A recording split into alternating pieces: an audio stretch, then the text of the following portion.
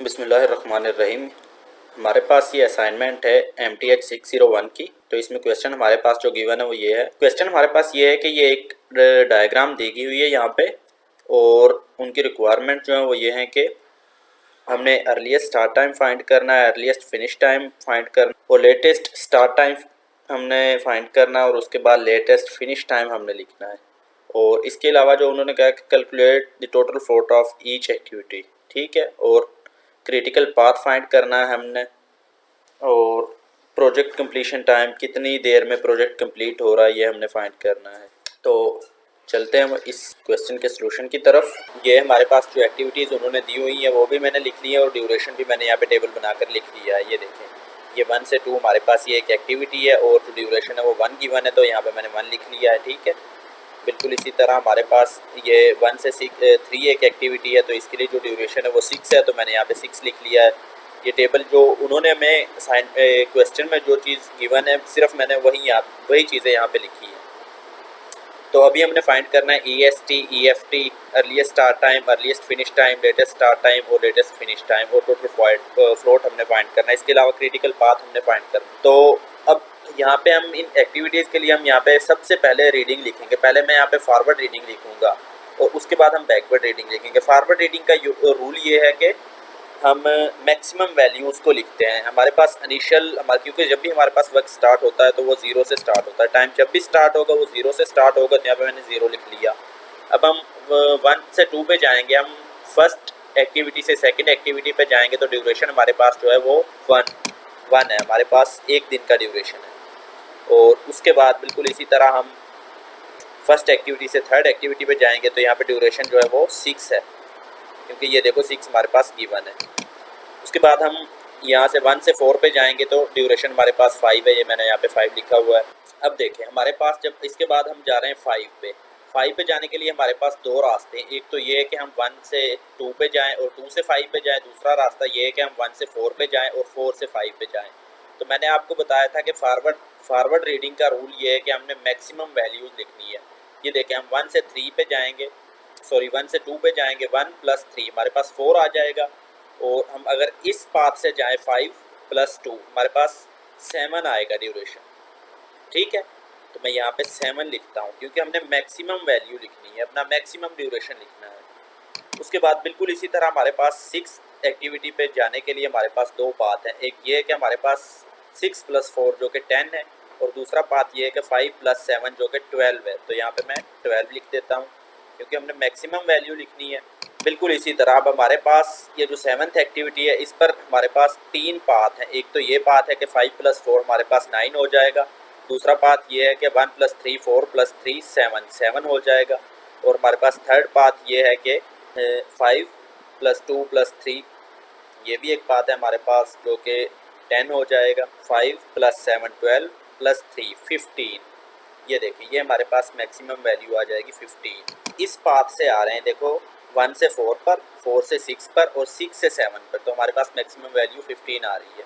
उसके बाद हमारे पास अपनी 8th एक्टिविटी पे जाने के लिए 2 रास्ते हैं। एक तो हमारे पास 6 से 8 पे चले जाएं, तो हमारे पास हो जाएगा 12 + 4 कितना हो जाएगा, हमारे पास हो जाएगा 12 + 4 16। लेकिन हम जाएंगे 7 से 8 पे, क्योंकि हमने हाईएस्ट वैल्यू लिखनी है, तो हमारे पास 15 + 6 यहाँ पे 21 हो जाएगा। तो ये 21 लिख दिया मैंने। अब इसकी बैकवर्ड रीडिंग हमने लिखनी है, तो हमारे पास अब 21 से स्टार्ट होगा, क्योंकि हमारे पास मैक्सिमम 21 थी रीडिंग। तो अब बैकवर्ड रीडिंग्स को हम यहाँ पे लिखेंगे।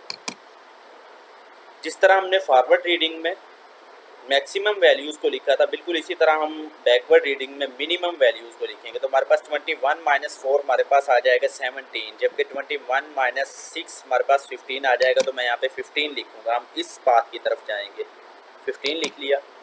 उसके बाद 15 - 3 12, तो यहाँ पे 12 आ जाएगा। लेकिन अगर मैं करूँगा 21 - 4 तो 17 आ जाएगा। हमने यहाँ पे मिनिमम वैल्यू लिखनी है। बैकवर्ड रीडिंग में हम मिनिमम वैल्यू लिखते हैं, तो यहाँ पे मैं लिखूँगा 12। ये देखो 15 - 3 12।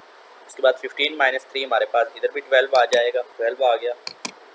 और इसके बाद हम लिखना है कि फिर ये देखो मिनिमम वैल्यू लिखनी है। 15 - 4 हमारे पास आ जाएगा 15 माइनस 4 11, उसके बाद 12 माइनस 2 10 और 12 माइनस 7 5। तो हमने मिनिमम वैल्यू लिखनी है क्योंकि हम बैकवर्ड रीडिंग कर रहे हैं, तो यहाँ पे मैं 5 लिख देता हूँ।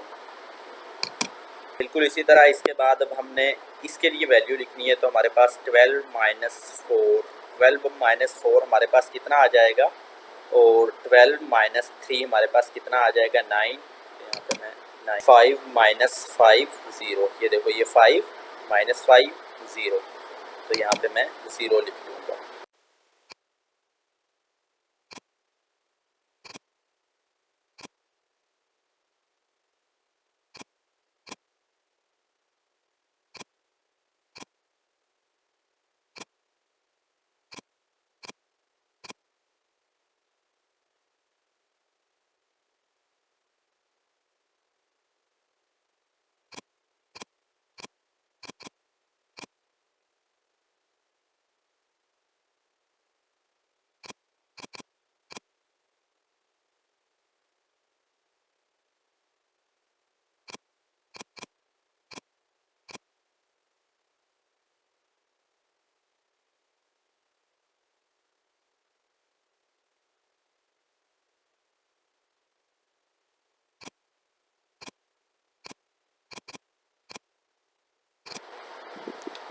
इसके बाद हमारे पास earliest finish time, latest finish time जो है, उनके लिए हमारे पास ये फार्मूलाज यूज़ होंगे।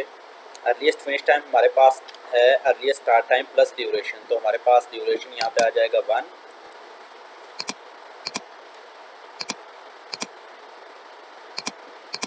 6, 5,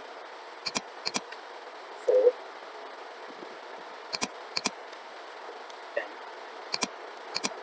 7, 12, 9, 10 और 15, 16, 21। जी, तो यहाँ पे अब हम फार्मूला का यूज़ करेंगे। 9 minus 1 8, 8 minus 6 2, 5 minus 5 0, 12 minus 3 9, 12 minus 4 8, 12 minus 2 10, 12 minus 7 हमारे पास आ जाएगा 5, और उसके बाद 15 माइनस 4 11, बाद 15 माइनस 3 12, 15 माइनस 3 अगेन 12 आ जाएगा, और 21 माइनस 4 हमारे पास आ जाएगा 17, और 21 माइनस 6 हमारे पास आ जाएगा 15। ये हमारे पास, ये तो टोटल फ्लोट फाइंड करने के लिए हमारे पास फार्मूला है latest start time minus earliest finish time. तो हमारे पास आ जाएगा, ये हमारे पास है लेटेस्ट स्टार्ट टाइम ये है ये, और अर्लीस्ट फिनिश टाइम ये है। तो हमारे पास 9 माइनस 1 यहाँ पे आ जाएगा 8, उसके बाद आ जाएगा 8 माइनस 6 2,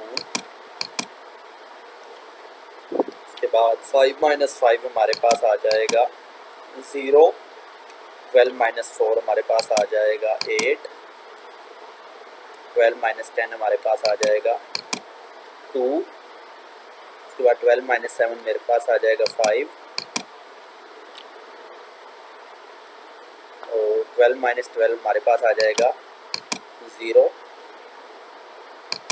उसके बाद 15 माइनस 9 हमारे पास आ जाएगा 6,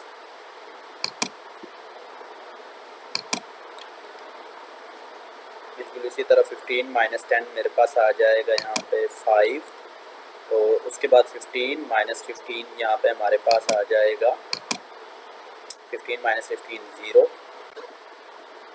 21 माइनस 16, तो ये मेरे पास आ जाएगा 15, सॉरी 15 नहीं आएगा, ये 5 आएगा, और 21 माइनस 21 ये मेरे पास आ जाएगा 0। ठीक है, अब देखो हमारे पास जिस पॉइंट पे हमारे पास 0 आया है वो हमारा क्रिटिकल पाथ है। देखो 1 to 4, उसके बाद हमारे पास है 4 to 6, उसके बाद है हमारे पास 6 to 7, और उसके बाद है 7 to 8। ये देखें, इनका एक रूल और ये है कि इसमें जो है हमारे पास अर्लीस्ट स्टार्ट टाइम और अर्लीस्ट स्टार्ट टाइम और लेटेस्ट फिनिश टाइम जो है ये इक्वल होना चाहिए। ये देखो 1 to 4, 4 to 6 और 6 to 7, 7 to 8। ये हमारे पास क्रिटिकल पाथ आ जाएगा इसका। ये भी मैं यहाँ पे लिखता हूँ, ये हमारे पास क्रिटिकल पाथ हो जाएगा। जिस जिस पॉइंट पे हमारे पास फ्लोट में 0 आ जाएगा वो हमारे पास क्रिटिकल पाथ होगा। टोटल फ्लोट भी हमारे पास फाइंड आउट हो चुका है ईच एक्टिविटी के लिए। क्रिटिकल पाथ भी हमारे पास फाइंड आउट हो चुका है और find the project completion time. Critical path से हमने प्रोजेक्ट कंप्लीशन का टाइम फाइंड करना है, तो इसके लिए मैं यहाँ पे ये देखें, इसका बिल्कुल इजी मेथड है। तो प्रोजेक्ट कंप्लीशन टाइम हमारे पास ये आ जाएगा। ये देखो 1 से 4 के लिए 5, 4 से 6 के लिए हमारे पास 7 और 6 से 7 के लिए 3 और 7 to 8 के लिए 6। 5 + 7 + 3 + 6 हमारे पास आ जाएगा 21 आ जाएगा। ये हमारे पास प्रोजेक्ट कंप्लीशन टाइम है। तो ये हमारी असाइनमेंट कंप्लीट सॉल्व हो चुकी है। ये हमारा असाइनमेंट क्वेश्चन यहाँ पे सॉल्व हो चुका है। अगर आपको असाइनमेंट सोल्यूशन रिक्वायर हो तो आप कमेंट ज़रूर करना, अपना ईमेल एड्रेस कमेंट बॉक्स में लिख देना, मैं आपको सोल्यूशन फाइल सेंड कर दूँगा।